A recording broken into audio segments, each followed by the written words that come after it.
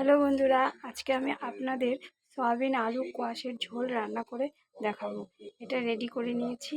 আর এদিকে আমি মশলাও শিলনোড়ায় বেটে নিয়েছি। ওদিকে আমার কড়াই গরম হয়ে গিয়েছে। এবার আমি তেল দিয়ে দিচ্ছি। তেল গরম হয়ে গিয়েছে। এবার আমি তেজপাতা, শুকনো লঙ্কা দিয়ে দিলাম।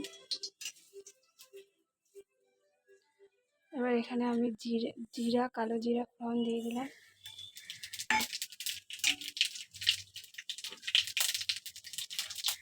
এবার আমি সবজিটা দিয়ে দিব, সয়াবিন কোয়াশ আর আলু।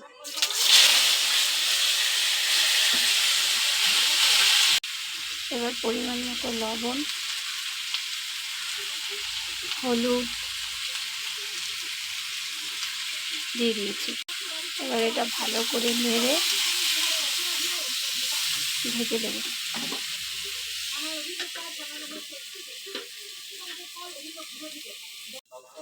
দেখুন বন্ধুরা, এরকম মাঝে মাঝে আপনারা সবজিটা নেড়ে দেবেন যতক্ষণ না ফ্রাই হচ্ছে।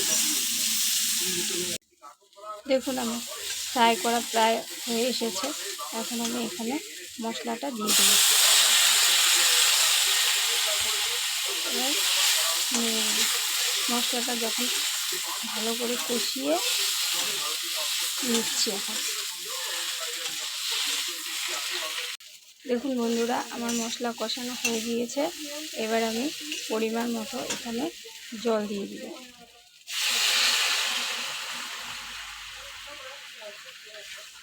আমি যেই তরকারিটা রান্না করেছি, আপনারা চাইলে পেঁয়াজ রসুন দিয়েও রান্না করতে পারেন। এটা আমি সম্পূর্ণ নিরামিষ রান্না করেছি। এবার আমি কিছুক্ষণ সিদ্ধ হওয়ার জন্য ঢাকনা দিয়ে ঢেকে দিব 10 মিনিট। দেখুন বন্ধুরা, ঢাকনা সরিয়ে নিয়েছি। আমার তরকারি হয়ে গিয়েছে। এবার আমি এটাকে নামিয়ে দেব।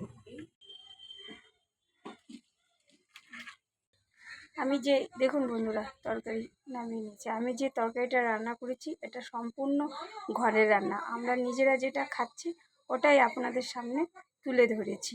প্লিজ দয়া করে যে যেখান থেকে দেখছেন একটা লাইক, একটা সাবস্ক্রাইব অবশ্যই করবেন। আজকের মতো টাটা, বাই বাই।